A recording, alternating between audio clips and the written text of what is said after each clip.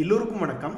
அட பாவிகளா, வாயை பொத்திக்கிட்டு கதறி அழுதுகிட்டு இருக்கேன் நண்பர்களே. எல்லாத்துக்கும் காரணம் இந்த நிஃப்டி தான். இந்த 25,000 அப்படின்ற பாயிண்ட்டுக்கு மேலே இருந்தால் தான் இந்த நிஃப்டிக்கு மதிப்பும் மரியாதையும் மாலையும் கிடைக்கும் அப்படின்ற மாதிரி இருந்தது. இன்னைக்கு காலையில் கூட நேற்றைய க்ளோஸ் என்பது 25,083. சரி, ஒரு நார்மலாக வெள்ளிக்கிழமை ராமசாமி வராண்டோய் அப்படின்னு சொல்லிட்டு ஒரு 40-50 பாயிண்ட் இறங்கினா கூட 25,000க்கு மேலே இருந்தால் இன்னொரு சின்ன நம்பிக்கையே அப்படின்னு கொந்துக்கிட்டு இருந்தா, அதாவது நண்பர்களே, நம்ம ஃப்ரெண்டுக்கு யாரும் வண்டி ஓட்டி பழகிறதுக்கு வண்டி தரமாட்டாங்க, நம்ம வண்டி தான் கொடுக்குற மாதிரி இருக்கு அப்படின்னா நம்ம ரொம்ப விவரமாக அவன் பின்னாடி மட்டும் உட்காந்துடக்கூடாது. அவன் போய் உழுகிறது இல்லாமல் நம்மளையும் சேர்ந்து உழுக வச்சிருவான். அதனால் வண்டி கொடுத்துட்டு ஒரு ஓரமாக நின்றுக்கணும். ஆனால் அவன் கூடயே போனால் அது உருப்படாது அப்படிங்கிற மாதிரி இப்போ அமெரிக்காவினுடைய அதிகாரம் என்பது ட்ரம்ப் அவர்களுடைய கையில் கொடுத்துருக்காங்க. அவருக்கு வண்டி ஓட்ட தெரியுமா இல்லையா அப்படின்றது தெரில. ஏன்னா அவங்க நாட்டிலே பல பேர் என்ன சொல்கிறாங்கன்னா, ஏங்க இந்தியாவை மட்டும் சிங்கிள் அவுட் பண்ணி தனியாக இந்தியாவை மட்டும் பிரிச்செடுத்து பல தொல்லைகளை கொடுத்துக்கிட்டு இருக்கீங்க, 10-15 வருஷமாக வளர்த்தப்பட்ட நட்புங்க அது அப்படின்னு சொல்லிக்கிட்டு இருந்தாலும் அவர் வண்டி ஓட்ட தெரியாமல் ஓட்டிக்கிட்டு நம்ம மேலேயே கொண்டு வந்து விட்டுக்கிட்டு இருக்காரு. நம்ம வண்டி கொடுத்துட்டு பின்னாடி நிற்கிறோம், ஆனால் அவர் ரிவர்ஸ் கீரில் வந்து நம்மளை இடிச்சு விட்டுறாரு. இதையே தான் மனசில் வச்சுக்கிட்டு ஒரு நண்பர் கேட்குறாரு, 2008 வந்த மாதிரி பொருளாதார வீழ்ச்சி வருமா? ஒவ்வொரு தடவையும் பெரிய அளவில் வீழ்ச்சி அடைகிறதுக்கு இந்த அமெரிக்கா தான் காரணமாக இருந்தது. இப்போவுமே பார்த்தீங்கன்னா ஷெல்ஃபிஷாக அவங்களுடைய நாட்டுக்குள்ளேயே ப்ரொடக்ஷன் பண்ணி அவனே யூஸ் பண்ணிக்கணும்னா, அப்போ நீ கரெக்டாக 100 குவான்டிட்டி தேவைன்னா நீ 100 மட்டும் ப்ரொடியூஸ் பண்ணிட்டு நீ அதிகமாக ப்ரொடியூஸ் பண்ண மாட்டியா? இப்போ அமெரிக்காவே நாளைக்கு எல்லா வேலைகளும் உள்ளதான் நடக்கணும் அப்படின்னா கண்டிப்பாக வெளிநாட்டுக்காரனா வேலைக்கே எடுக்க மாட்டான். ஆனால் கேட்டால் நான் அமெரிக்காவில் தான் ப்ரொடியூஸ் பண்ணுவேன். எப்படி ப்ரொடியூஸ் பண்ணுவேன்? அத்தனை பேர் ஆள் எப்படி தேவைப்படும்? நீங்கள் முதல்ல ப்ரொடக்ஷனே பண்ணுறது இல்லை. நிறைய பேர் வந்து குழந்தையே அங்கே பெற்றுக்கிறது இல்லை அப்படின்ற மாதிரி, அல்லது டிலே பண்ணுறாங்க அப்படின்ற மாதிரி போயிட்டுருக்கு. அப்போ உங்கள்கிட்ட ஆளுகளே இல்லை. அப்போ நீயே ப்ரொடியூஸ் பண்ணி நீயே யூஸ் பண்ணுறீங்கன்னா அப்போ நீ அமெரிக்கா விட்டு வெளியே விடாமல் இருப்பியா அந்த ப்ராடக்டை? ஸோ ஒவ்வொரு நாடு இந்த மாதிரி அவனே தயாரித்து அவனே யூஸ் பண்ணிக்கணும், அவனே தயாரித்து அவனே யூஸ் பண்ணிக்கணும். அமெரிக்காவை ஒவ்வொருத்தரும் பின்பற்ற ஆரம்பித்தால் கண்டிப்பாக இந்த 2008 வந்த மாதிரி ஏதாவது ஒரு கிராஷ் என்பது வர்றதுக்கு வாய்ப்புகள் மிக மிக அதிகம். அதாவது 2008 வந்தது உலகம் முழுவதும் கிராஷ் வந்தது. ஆனால் இந்த முறை அப்படி வராமல் செலக்டிவாக சில நாடுகளுக்கு மட்டும், சில மார்க்கெட்டுக்கு மட்டும் இந்த மாதிரி கிராஷ் வர்றதுக்கு வாய்ப்புகள் என்பது அதிகம். ஆனால் என்ன நடந்தாலும் அல்சர் வந்தவனுக்கு பழைய சோறு தான் ஆறுதல் அப்படின்ற மாதிரி பெரிய கிராஷ் நடந்ததுன்னா மறுபடியும் அந்த மார்க்கெட் என்பது வேல்யூவேஷன் வைஸ் அட்ராக்டிவ் என்பது ஆகிடும். அதுக்கப்புறம் மறுபடியும் பெருசாக கீழே எவ்வளோ உளுந்து நோகடிச்சானோ அது மாதிரி டபுள் மடங்கு என்பது லோ ரேட்லேருந்து சம்பாரிச்சு கொடுப்பான் அப்படின்றதான் ஒரு 40-50 வருஷம் வரலாறு சொல்லுது. இந்த சமயத்தில் கோதாவரி என்ன செல்லம், இன்னைக்கு என்ன இப்படி ஒரு வேலை பண்ணியிருக்க அப்படின்ற மாதிரி மார்க்கெட்டே இறங்கி கிடந்த இருக்கிற நேரத்தில் இந்த கோதாவரி செல்ல குழந்தை ஏன் இது 7% ஏறியது அப்படின்றதே ஒன்றும் புரியாமல் இருக்கு. ஆக மொத்தம் ஸ்டாக் மார்க்கெட்லிங் நண்பர்களே ஒரு 1000-2000 ஷேர்லாம் இருக்கு. எவனாவது ஒருத்தர் 2 பேர் தான் இந்த மாதிரி ஏதாவது ஒரு சப்போர்ட்லேருந்து மொமெண்டம் எடுத்து நான் ஸ்டாப்பாக ஏறுறான். பழைய பீக்கை ஒரு 52 வீக் ஹையோ அல்லது லைஃப் டைம் ஹையோ திரும்பி பிடிக்கக்கூடிய ஆட்களை எவனாவது ஒருத்தர் 2 பேர் தான் இருக்கான். அந்த பெருமை இந்த கோதாவரி பவர் ஷேர் வச்சிருக்கிறவங்களுக்கு கிடைச்சிருக்கு. கலக்கிட்ட கோதாவரி வேற லெவல். ஏய், இந்த மாதிரி எல்லாத்தினுடைய ஷேர்களும் வந்தால் தான் எல்லாம் வித்துட்டு லாபத்துக்கு வித்துட்டு பெரிய கும்பிடு போட்டுட்டு வேற ஏதாவது கீழே விழுந்த கிடக்கக்கூடிய பங்குகளை பல பேர் நோட்டம் விடுறதுக்கு போயிடுவாங்களே. இதுதானே இப்போ மார்க்கெட்டில் நிறைய பேர்த்துக்கு நடக்க மாட்டேங்குது. நிறைய பேர்த்துக்கு கீழே விழுந்தது ஒரு பாதி கிணறு வர்றான் அல்லது கீழே இருக்கிற மாதிரி இருக்கு, இல்லைன்னா புது லோ என்பது போயிட்டு இருக்கான். இந்த சம்பவம் தான் நிறைய பேர்த்துக்கு நடக்க மாட்டேங்குது. நடந்ததுன்னா எல்லாரும் போர்ட்ஃபோலியோவை காலி பண்ணி விட்டுட்டு இனிமேல் நான் ஒழுக்கமாக நடந்துக்குவேன் அப்படின்ற மாதிரி ஒரு நல்ல நல்ல பங்குகளாக லோ ப்ரைஸில் அதிக விலை கொடுக்காம எல்லாரும் வாரன் பஃபட் மாதிரி பிஹேவ் பண்ண ஆரம்பிச்சிருவாங்க. அதுதான் நடக்க மாட்டேங்குதே. ஒரு தப்புலேருந்து தப்பிச்சு வர்றதுக்குள்ளேயே அடுத்த தப்பில் போய் மாட்டிக்கிறதாச்சு. அட பாவி, உன் வாழ்க்கையில் ஒரு பரபரப்பு என்பதே வராதா? எங்களுக்கு ஒரு உண்மை தெரிஞ்சாகணும் அப்படின்ற மாதிரி கிட்டத்தட்ட 4 or 5 months லோ அப்படின்ற பிரைஸ்க்கு இந்த அதாவது 400 ரூபாய்க்கு கீழே மறுபடியும் இந்த ஐடிசி என்பது கீழே இறங்கி ட்ரேட் ஆகிட்டு இருக்கு. ஆனால் மற்றவனுங்களாவது சம்பாரிச்சு கொடுத்து இறங்கியிருக்காங்க. இந்த 2025 எடுத்து பார்க்கும்போது ஏதாவது ஒரு சின்ன குழந்தை எடுத்து பாருங்க, ஏதாவது ஒரு சிறிய விலை பங்குகள் அப்படின்ற மாதிரி நீங்க எடுத்து பாருங்க. இந்த கோதாவரியே நம்ம பார்ப்போமே, செல்லத்துக்கு ஒன்றும் தெரியாது அப்படின்ற மாதிரி, செல்லம் பெரிய ஆள் கிடையாது அப்படின்ற மாதிரி, அது மார்க்கெட் கேபிட்டல் கொஞ்சம் குறைவாக கொண்ட கம்பெனி தான். ஆனால் அது செஞ்ச வேலை என்ன? 2025 140 ரூபாயிலிருந்து 238 தன்னுடைய எவ்வளவு தூரம் நஷ்டம் அடைந்திருந்ததோ அத்தனை நஷ்டத்தையும் திருப்பி கொடுத்து ஒரு கௌரவமாக கோதாவரிடா அப்படின்ற மாதிரி கால் மேல கால் போட்டு உட்கார்ந்துருக்கு. ஆனா இந்த ஐடிசி என்ற பங்கு 400க்கு கீழே போய் ட்ரேட் ஆயிட்டு இருக்கு. எங்களுக்கு ஒரு உண்மை தெரிஞ்சாகணும், நீ அப்ப எப்பதான் உன் வாழ்க்கையில நீ சம்பாரிச்சு கொடுப்ப அப்படின்ற கேள்வி பல பேர்த்துக்கு வந்துகிட்டு இருக்கு. ஒரு நண்பர் சொல்றாரு, ஃப்ரைடேனாலே மஜா தான். யாருக்கு? இந்த கரடி குட்டிகளுக்கு. மார்க்கெட் இறங்கும் இறங்கும் இறங்குன்னு ஓயாம பாட்டு பாடுறவங்களுக்கு இன்னைக்கு ஒரே கொண்டாட்டமா இருக்கும். ஏன்னா இன்னைக்கு 213 பாயிண்ட் இறங்கி மிக முக்கியமான அந்த 25,000 அப்படின்ற அந்த டெக்னிக்கல் லெவலுக்கு கீழே ட்ரேட் ஆகிட்டு இருக்கு. கரடிகளுக்கெல்லாம் ஒரே குஷியா இருக்கும் அப்படின்ற மாதிரி சொல்லிட்டு இருக்காப்ல. ஆமாங்க, இந்த மாதிரி பல பங்குகள் 4 மாச லோல போய் விழுந்து கிடக்கு. எத்தனையோ கம்பெனிகள் 52 வீக் ஹை பக்கத்தில் போயிட்டு இருந்தாலும் ஏகப்பட்ட கம்பெனிகள் கும்பா பாட்டு பாடி கீழே விழுந்து கிடக்கிறதுனால பல கரடிகளுக்கு கொண்டாட்டமாக தான் இருக்கும். என்ன பண்றது, காளைகள் ஒரு 26,000 வரைக்கும் போகும் அப்படின்னு பார்த்துக்கிட்டு இருந்தா பாய் பாய் டாடா அப்படின்ற மாதிரி இந்த நிஃப்டி சமீபத்தில் ஆல்மோஸ்ட் ஒரு 25,100 வரைக்கும் வந்துட்டு அப்புறம் தொப்புன்னு விழுந்து விட்டது. இங்கதான் த்ரில்லிங்கான பாயிண்ட், மனசை தேத்திக்கிங்க அப்படின்ற மாதிரி 6 நாள் தொடர்ந்து மார்க்கெட் ஒரு ட்ரீம் ரேலியா இருந்தது. இன்னைக்கு கும்பா பாடி விட்டாங்க. நண்பர்களே, இந்த சமயத்துல ஒரு மிகப்பெரிய ஒரு சம்பவம் என்பது நடந்திருக்கு. அதாவது இந்த எம்என்டம் மாருதி அப்படின்ற பங்குகள்லாம் வந்து 4 வீலர்ல சிங்கங்கள்ரா அப்படின்ற மாதிரி அந்த பவர் ஆஃப் லீடர்ஷிப்புக்கு உண்டான வேலை இன்னைக்கு பண்ணியிருக்காங்க. ஆட்டோ துறையில உண்மையிலேயே ஒரு மறுமலர்ச்சி வந்து விட்டதா அப்படின்ற மாதிரி பார்த்து கொண்டு இருக்கிற மாதிரி இந்த மாருதியெல்லாம் இன்னைக்கு டாப் கெய்னரா வந்திருக்கு. இறங்கி இருக்கிற மார்க்கெட்ல மஹிந்திரா அண்ட் மஹிந்திராலாம் வந்திருக்கு. ஆனா என்ன சிக்கல் அப்படின்னா, இவங்க மறுமலர்ச்சி வந்துருச்சா இல்லையான்னு நாம உட்கார்ந்து டிஸ்கஸ் பண்றதுக்குள்ளேயேவும் இவனுங்கெல்லாம் உச்சத்தில் இருக்காங்க. அந்த செக்டரே ஆல்ரெடி உச்சத்தில் இருக்கு. ஸோ இனி ஹையர் ஹை அப்படின்ற மாதிரி போட போறாங்களா அல்லது என்ன பண்ண போறாங்க அப்படின்றது நம்மளுக்கு தெரியல.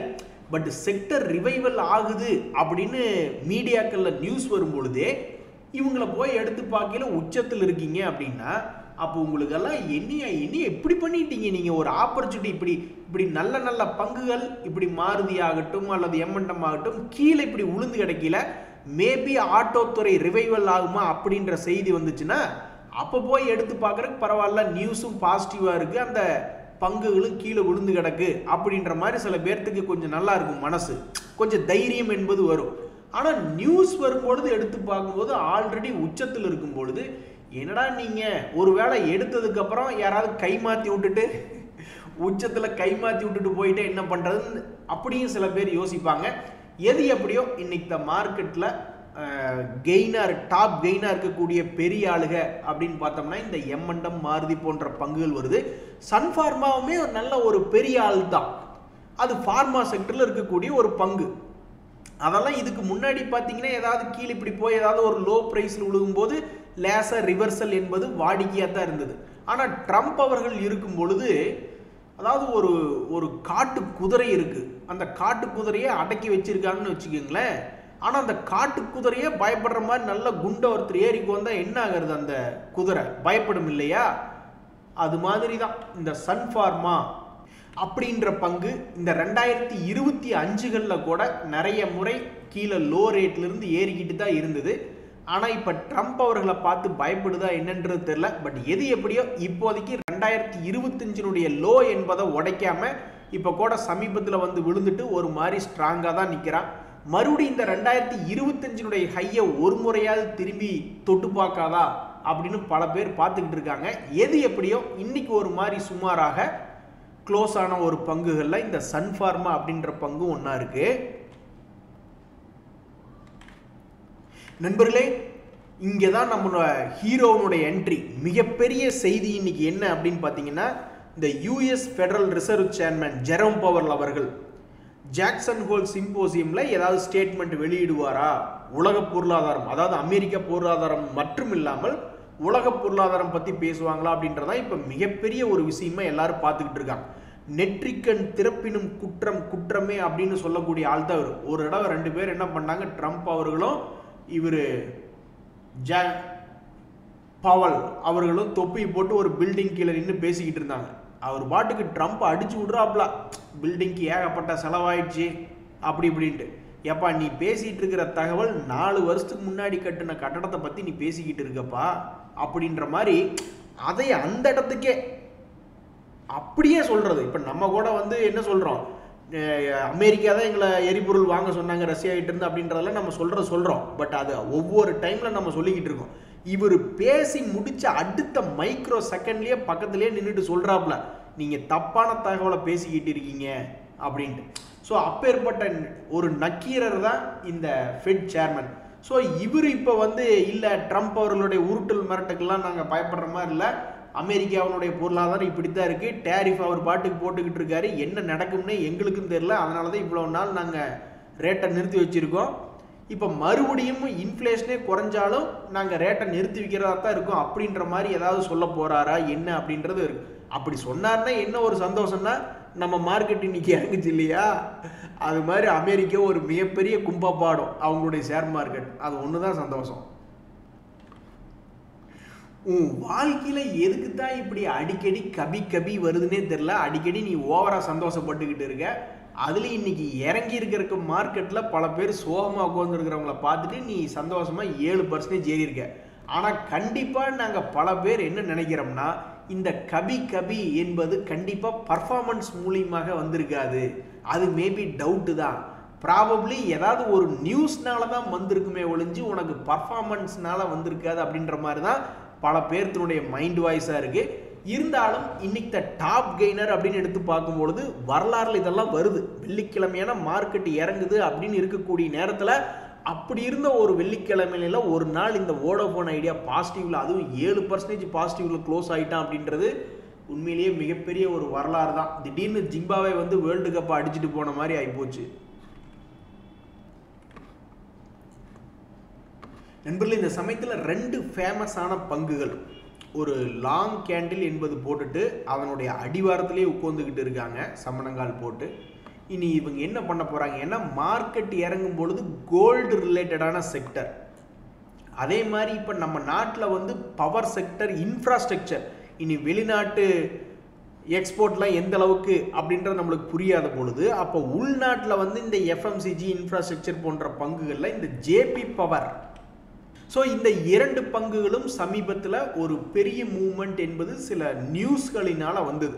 அப்படி வந்த பிறகு மறுபடியும் அதனுடைய அடிவாரத்திலேயே வந்து விழுந்து கிடக்குது.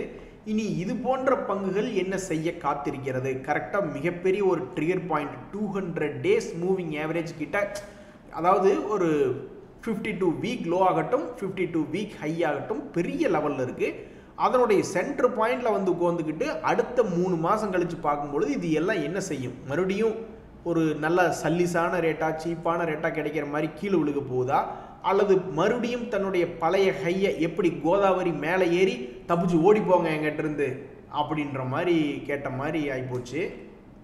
ஸோ என்ன நடக்க போகுது என்பது பொறுத்திருந்து பார்க்கணும்.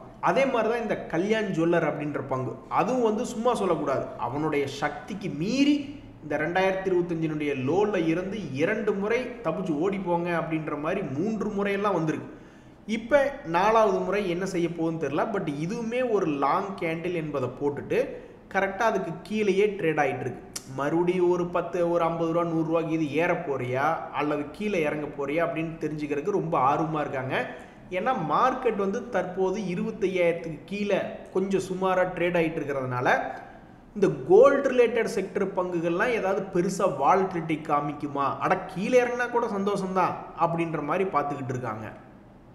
நண்பர்களே, இன்னைக்கு இந்த மார்க்கெட்டில் இந்த இர்கான் இன்டர்நேஷனல் அப்படின்ற பங்கை பற்றியும் பேச்சுகள் போயிட்டு இருக்கு. ஏன்னா அது பாசிட்டிவ், ஒரே ₹1 பாசிட்டிவ் க்ளோசிங்னாலும் அது இன்னைக்கு இறங்கியிருக்கிற மார்க்கெட்டில் பாசிட்டிவில் க்ளோஸ் ஆகிருக்கு அப்படின்ற கெய்னர்ஸ் லிஸ்ட்டில் இந்த இர்கான் இன்டர்நேஷனல் வந்திருக்கு.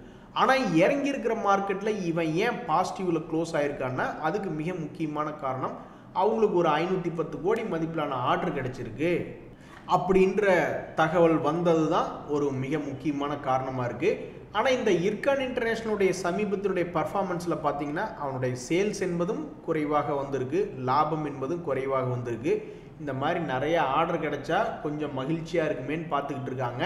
தற்போதைக்கு இந்த இர்கான் இன்டர்நேஷனல் அப்படின்ற பங்கினுடைய ப்ரைஸ் மூவ்மெண்ட் என்பது தற்போதைக்கு 52 வீக் லோவில் இருக்குது. இனி அடுத்தடுத்த குவார்ட்டர்லி ரிசல்ட்டுகளில் என்ன ரிசல்ட்டு காமிக்க போகிறாங்க அப்படின்ற பொறுத்து இருந்தால் பார்க்கணும். சரி, எக்ஸ்போர்ட் பண்ணுறதுலையும் ஏதாவது பிரச்சனைகள் இந்த ட்ரம்ப்பால் வருதா அப்படின்றது ஒரு விஷயம். நம்ம உள்நாட்டிலையுமே ஆர்டர்கள் இந்த மாதிரி அடிக்கடி கிடச்சி உள்நாட்டிலேயாவது அதிகமாக சேல்ஸ் நடக்கணும். ஏன்னா இந்த இர்கான் இன்டர்நேஷனல் அப்படின்றத எடுத்து பார்க்குறேன்னு வச்சிங்களேன், இது ஒரு நவரத்னா ஸ்டேட்டஸ் கொண்ட ஒரு பங்கு. டோட்டலாக நம்ம இன்ஃப்ராஸ்ட்ரக்சரில் பார்த்தீங்கன்னா 84% இவங்களுக்கு ரயில்வே துறை மூலியமாகவும் ஹைவேஸ் மூலியமாக ஒரு 16% ஆர்டர் அப்படின்றது கிடைக்கிது. இவங்க அது மட்டும் இல்லாமல் பல்வேறு உலக அளவில் பல்வேறு infrastructure 400 infrastructures projects in India, அதே மாதிரி 128 ப்ராஜெக்ட்ஸ் இன் 25 கண்ட்ரிஸ் அப்படின்ற மாதிரி அவங்களுடைய ஜியாகிரபிக்கல் ஸ்பிரிட்லேயுமே ஒரு 5% ஃபாரின், ஒரு 95% நம்ம டொமஸ்டிக்னு போட்டிருக்காங்க. அப்போ நம்மளுக்கு எக்ஸ்போர்ட் ரிலேட்டடாக ஏதாவது ஒரு நியூஸ் வந்துட்டு இருக்கிறது ட்ரம்ப் அவர்களால் ஒன்று. அதே மாதிரி நம்மளுக்கு இந்த லோக்கலாகவும் அடுத்தடுத்த குவார்ட்டர்லி ரிசல்ட்டில் எதுவும் பாதிப்பு வராமல் இருந்தால் ரொம்ப நல்லது. எது எப்படியோங்க அவங்களுடைய பொசிஷனை அவங்க தான் ஹெட்ஜிங் பண்ணி ஏதாவது காப்பாற்றணும். வேற வழி ஏதாவது இருக்கா? ஏன்னா அப்புறம் மார்க்கெட் இன்னைக்கு இறங்குற மாதிரி இருக்கும், அப்புறம் மறுபடியும் அடுத்த வாரமே ஒரு திங்கள் டு வியாழன் வரைக்கும் நான் ஒரு 200 பாயிண்ட் ஏறேன்னு ஏற்றி விட்டானே என்ன பண்ணுறது? அப்புறம் மறுபடியும் வெள்ளிக்கிழமை அதே 200 பாயிண்ட். ஸோ சொல்லவே முடியாது. அதனால் மார்க்கெட் ரிஸ்க் என்பது இருக்குது. ஒரு சென்டர் பாயிண்ட்ல இருந்துட்டு இவன் எந்த டைரக்ஷனில் போவான்னு யாருக்குமே தெரியாது. அதனால் போர்ட்ஃபோலியோவை சேவ் பண்ணுறதுக்கும் உண்டான வழிகள் பலதும் இருக்குது ஹெட்ஜிங் ரிலேட்டடாக. அதையெல்லாம் தான் ஃபாலோ பண்ணிக்கிறது ரொம்ப நல்லது. அதே மாதிரி வாரன் பஃபட் அவர்கள் சொல்லியிருக்காரு, when there is a blood in the market, நல்ல கம்பெனிகள் நல்ல வேல்யூவேஷனில் கிடைக்கும்போது கவ்வு அப்படின்றது ரொம்ப முக்கியமாக இருக்கணும். எல்லாத்துக்குமே தெரியும், ஷேர் ப்ரைஸ் கீழே இருக்கும்போது தான் விதைக்கணும், ஷேர் ப்ரைஸ் மேலே வரும்பொழுது தான் அறுவடை பண்ணணும். அதை நம்ம கரெக்டாக பண்ணாவே மார்க்கெட்டில் ஜெயிச்சிடலாம். நன்றி, வணக்கம்.